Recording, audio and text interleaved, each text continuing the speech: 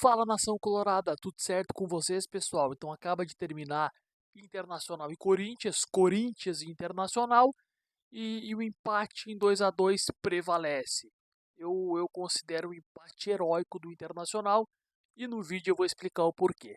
Antes eu peço para que tu te inscreva no canal, compartilha, deixa o like, comenta aqui embaixo e me ajuda a chegar na nossa meta.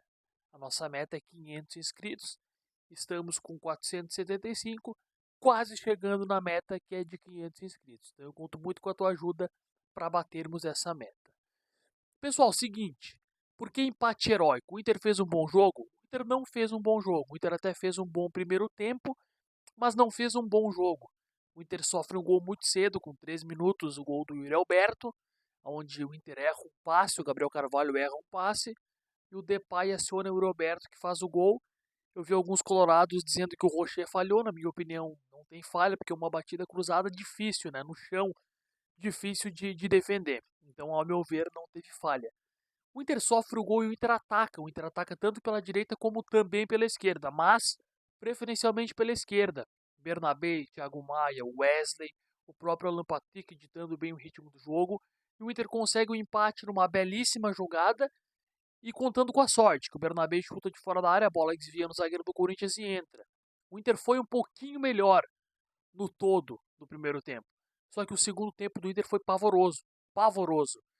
E Cleiton Sampaio e Vitão é uma coisa até estranha. Individualmente eles não foram mal. Mas como dupla de zaga, como sistema defensivo, eu também vou atribuir aos laterais e aos protetores desse sistema defensivo, o Inter no segundo tempo deixou o Corinthians chegar pela direita, pela esquerda. Tiveram lances que os laterais do Corinthians chegaram livres, né? Cruzaram para o meio da área. Então, assim, o Inter teve algumas complicações defensivas. E o Rocher, que no gol impedido do Yuri Alberto, na minha opinião, falha, ele também teve muita sorte, porque o lance está impedido. E depois o Rocher faz pelo menos 2 ou 3 milagres que salvam o Inter, ou deixam o Inter vivo. E aí o Roger Machado coloca o Ricardo Matias, que é o abençoado, que é o iluminado da noite, faz o seu primeiro gol com a camisa do Internacional, um gol de letra, um golaço, num jogo tão importante que é um jogo contra o Corinthians, e Ricardo Matias brilha a estrela dele. Deu, deu. É com muito pesar que eu digo isso, porque eu sou um admirador do jogador, mas deu. Deu de Ener Valencia no Internacional. O Ener Valencia teve uma carreira brilhante, o Ener Valencia foi um grande jogador de futebol, mas deu de Ener Valencia. Um jogador sem vontade, um jogador que não ajuda taticamente, um jogador que com a bola no pé vem se atrapalhando. O Ener Valencia está mal, muito mal. O Ricardo Matias tem que estar à frente do Ener Valencia. Para a próxima temporada eu já iria me desfazer de Ener Valencia e de Alário. Eu deixaria no elenco o Borrell, Matias e um dos jovens, o Luca Holanda ou Luca Drummond. Mas o Valencia não dá mais. Parece que ele está sem comprometimento. Essa é a palavra. Gente, eu queria falar uma coisa para vocês que é o seguinte. Uh, a gente não pode comparar o Fernando ao Rômulo. Porque se a gente fizer esse tipo de comparação, o Rômulo vai ser o pior jogador do mundo. É que o Fernando ele é acima da média.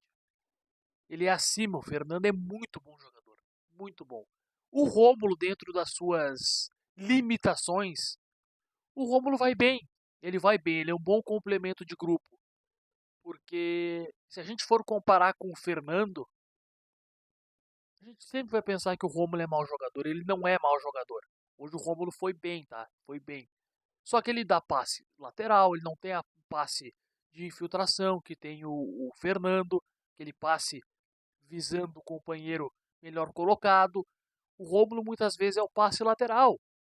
E o Rômulo não tem o poder de marcação que tem o Fernando, ele não conhece os atalhos que o Fernando conhece. Então tem isso. Mas o Rômulo é um bom jogador e ponto. Bom jogador e ponto. O Fernando é fora da curva. Então é uma comparação desleal, porque se a gente fizer esse tipo de comparação, o Rômulo foi mal. Se o Fernando tivesse, esqueçam se o Fernando tivesse. Porque sempre que a gente for comparar o Rômulo ao Fernando, a gente vai pensar que o Rômulo é um jogador ruim. E ele não é um jogador ruim. Ele é um bom jogador e um ótimo complemento de grupo. É importante ter o Rômulo no grupo, porque na ausência do Fernando tem o Rômulo. Mas repito, não comparar, não comparar. Hoje o Rômulo ele foi bem. Claro, com jogos que ele for mal, a gente vai pincelar, a gente vai falar. O Rômulo foi mal. Hoje ele não foi mal. Hoje o Rômulo ele foi bem na partida, na minha opinião, o que eu vi. Mas o Internacional empata de forma heróica, porque o Inter não faz um bom segundo tempo, não faz, e consegue mesmo assim, porque é um time maduro, é um time que tem confiança, que não desiste e no suor consegue empatar, no abafa, colocando dois homens de área, Lário e Ricardo Matias, chuveirando para a área, o Inter consegue empatar. Essa que é a verdade, o Inter consegue empatar. O Corinthians na zona de rebaixamento, mas o Corinthians foi um dos times que mais investiu na janela, nessa janela de meio do ano. Trouxe grandes jogadores, jogadores que ajeitaram o time. O Corinthians vem numa crescente.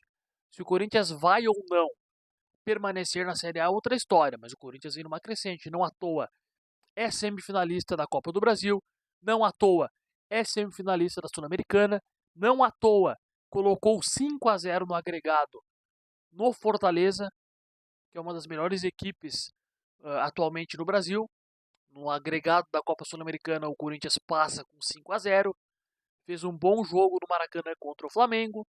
Com 2 jogadores a menos no clássico contra o São Paulo, incomodou. Então o Corinthians vem numa crescente, valorizando mais ainda esse empate que o Internacional conseguiu.